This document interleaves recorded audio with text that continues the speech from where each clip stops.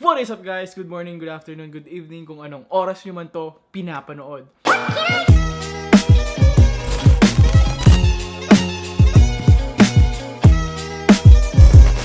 So, guys, sobrang na-excite ako kasi bagong content dito sa YouTube ko. It's not hindi bago to, pero parang may nakita kasi akong isang friend ko na may ginagawang challenge. So, ngayon, naisipan kong gawin yung challenge. At the same time, gawan ko siya ng video. Yung challenge na yun is tinatawag na boom! Papakita ko to. Tawag dito, 75 hard. So, ang rules ng challenge na to is simple lang. Makikita mo din yung mga rules dyan, yung instruction. 75 days. 75 days mo siya gagawin with no cheat day. Kasi nga 75 hard. Dapat mag-commit ka doon. Magko-commit ka doon. And then yung mga instructions doon, you need to follow your diet. Siyempre, pinakauna yon, diet. Physically, para makita mo yung improvement mo. Kasi once na naging consistent ka, as pag 75 days ka naging consistent doon, 100% sasabihin ko sa'yo na Siyempre, with proper nutrition and proper training, magkaka-result ka. So, yun nga, una, diet. I think kasama doon is yung 1 gallon of water in one day. Siguro yun yung isa sa pinakamahirap para sa akin kasi roughly around half gallon lang naiinom ko in a day. Nahihirapan na ako doon. Pero 75 hard nga eh. Hindi naman sinabi doon 75 easy.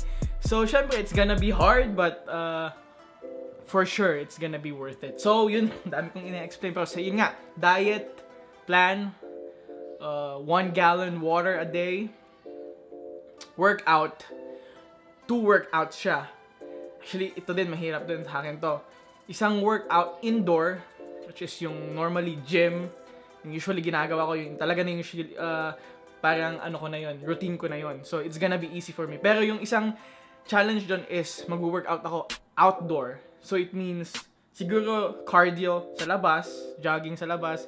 I think ang purpose nun is para lang makita mo para ma-unwind ka. I think that's better kapag nagja-jogging ka sa labas instead of mag-cardio ka sa incline. Mag-cardio ka sa treadmill, parang china-challenge yung 75, china-challenge ako mag-cardio na lang sa labas, which is like 45 minutes.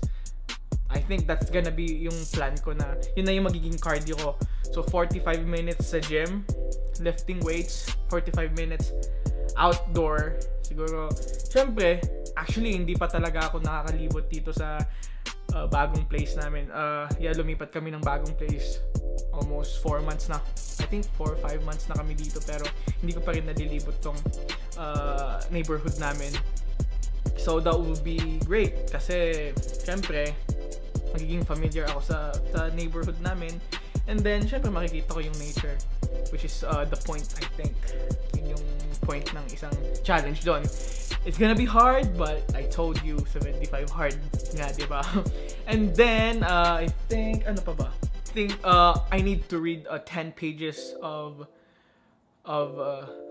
isang libro. Ako, magbabasa ako siguro personally yung scriptures ko. Magbabasa ako ng 10 pages in one day. I think that's doable. Pero para sa akin, hindi kasi ako usually talaga nagbabasa. Pero I will take it as a challenge na naman. It's gonna be hard. But I told you guys, sorry, ulit. 75, hard. Okay. And then last thing is I need to take a progress picture. So, everyday siguro mag-take ako ng progress picture. So, yeah. Yun yung magiging, gagawin kong challenge. Sisimulan ko siya, sa Monday. Actually, nung iniisip ko to, sinabi ko sa sarili ko, I think gusto ko siyang simulan next week pa. Next week, I mean. Pero sabi ko sa sarili ko, I think, yung yung mindset ko na naman, nagiging mahina. Kasi, sabi ko, ba't ko pa i-delay ng next week kung kaya ko naman this Monday? I mean, next week kung kaya ko naman this Monday. So, yeah. I will start it sa Monday. para fresh tayo. Yeah, and then of course, sabi ko nga i-video ko siguro mag-a-upload ako ng update video twice or once a week.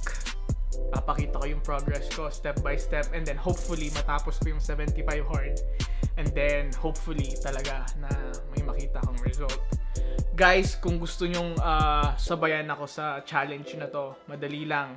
Punta lang kayo sa Google, i-search nyo yung 75 hard, makikita nyo yung instructions doon, makikita nyo yung rules, and then sabayan nyo ako guys. That magiging masaya yun guys. Yeah. Nakakatakot kasi mainly natatakot ako kasi sinasabi ko to in public.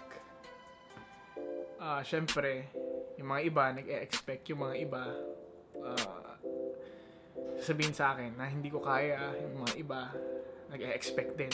Reason kung bakit talaga ako nagvi-video is gusto ko talaga gumawa ng videos. Gusto ko talaga magpatawa. Kung nakikita nyo ako sa Facebook, nag-upload ako ng mga skits doon.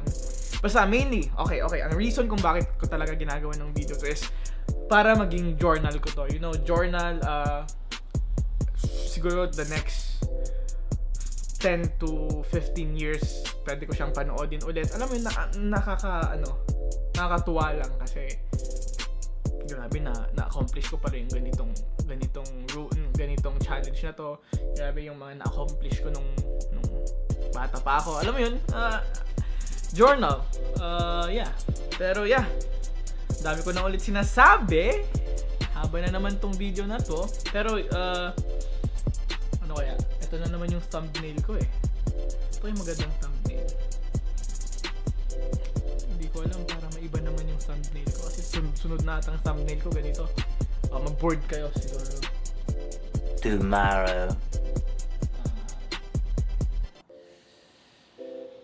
Whatever. Ganito na yung thumbnail ko. Or ganito na lang. Yun. So guys, sana abangan niyo yung bagong natin, segment ng video natin. Sana abangan niyo per upload ko kasi i-update ko kayo. And then syempre, along the way, sasabihin ko yung nafe-feel ko, sasabihin ko yung how hard it is. Of course, expect nyo na mahirap talaga. Pero, yeah, sasabihin ko yung mga experiences ko along the way. So, salamat guys sa panonood, yung mga nag-aabang ng videos dyan. Sana nandyan pa rin kayo. And then, huwag niyong kalimutan mag-like, mag-comment, at mag-subscribe. Kapag nakapag-subscribe na kayo, huwag niyong kalimutan pindutin yung notification bell on the side para ma-notify ko every time na mag-a-upload ako. Yun, medyo nakukuha ko na ulit. Medyo bumabalik na naman yung yung pagka-madaldal ko sa video, and then yung muscle memory ng ko, sinasabi ko. So, yun guys, kita-kits sa next vlog. For sure yung next upload ko is yung yung first day ng challenge na. So, hopefully makayanan natin. Yung gustong sumabay nga pala. Okay, yung mga gustong sumabay sa akin sa challenge na to. Kung gusto nyo gawa ng video, go for it. Kung gusto nyo lang akong sabayan, mag-chat nyo ako sa Facebook, JOHNCATZ.